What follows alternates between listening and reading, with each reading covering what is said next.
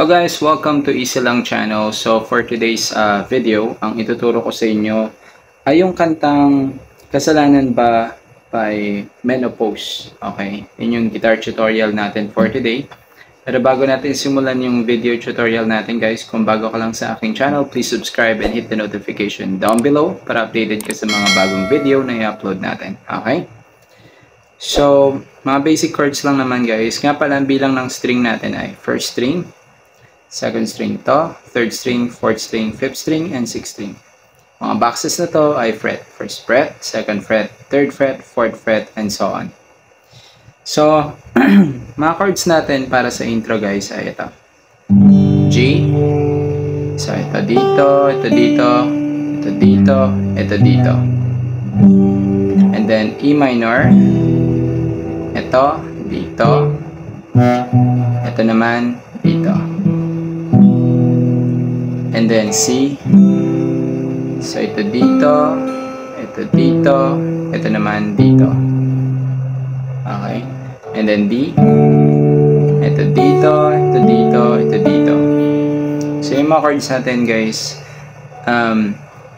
siya nga palang strumming pattern natin sa buong kanta ay isa lang. So yun yung down, down, up, up, down, down. Tapos lipat kada chords. Okay? So, yun lang naman yun guys, yung strumming natin sa buong kanta. So, strumming na natin yung intro natin. So, 2 times mong gagawin yung mga chords na yun, yung G, E minor, C, tsaka D. Okay? So, tara, sample na natin. Intro.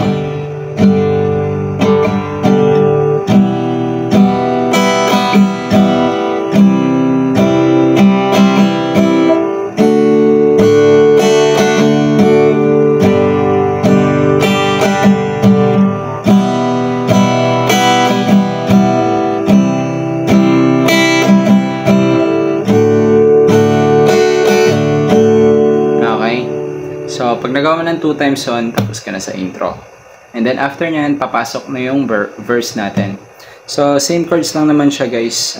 Kung paano yung ginawa nyo sa intro, yun din yung chords nyo sa verse. Nga lang, gagawin mo siyang 4 times. Instead na 2 times kagaya sa intro, gagawin mo 4 times yun para sa verse. Okay? So, hindi na natin kailangan explain yun, no, guys?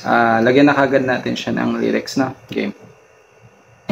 Tulala sa isang tabi at di mapapali ating nakaraan, pinumuni-muni, di lubos maisip bakit nakagayon. Kaya tayo ngayon isang bigo, walang kumako sa iyo. Kaya tayo ngayon nagkalayo, walang nagawang kasalanan kundi ang pagmamahal sa'yo na lubusan. So, after mo magawa yung verse, guys, papasok na yung pre-chorus.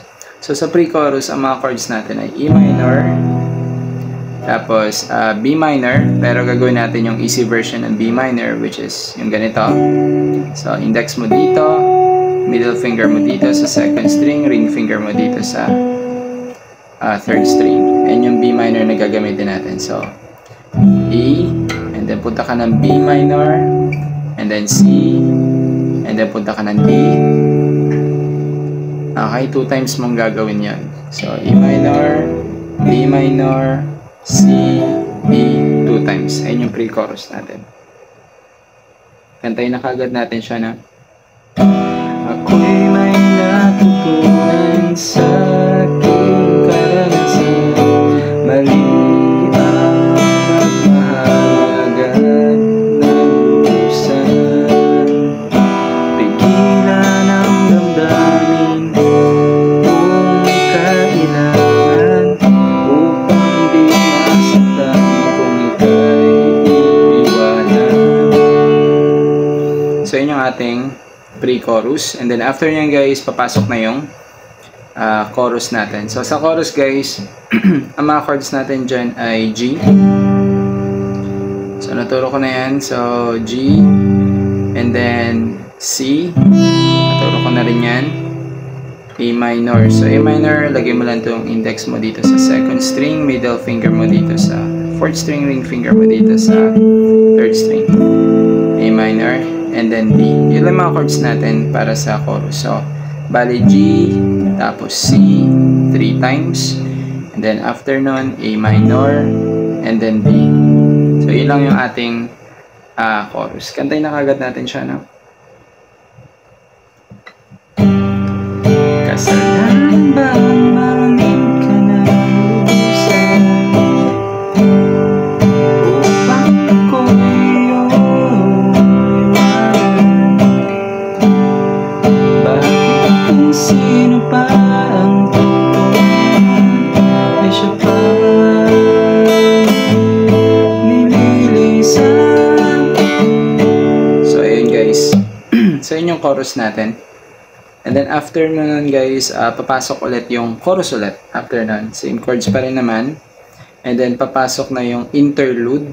So, yung interlude guys, para siyang chorus din yung chords. Kamukha lang din ng chorus yung chords. And then after mo nun, pre-chorus na. So, yun pa rin naman yun. Same chords pa rin naman itinuro ko ganina. And then, chorus ulit. And then, chorus ulit. Paras lang ng chords guys. Okay? And then, tapos ka na nun. Okay? After magawa yung chorus na dalawa sa dulo, tapos ka na nun. So, ganun lang siya kadali guys. Sana nagustuhan nyo tong video tutorial natin for today. And kung nagustuhan nyo, please like and share and comment down below kung may gusto kayong matutunang kanta na gusto nyo gawa natin guitar tutorial. Baka magawa natin sa susunod.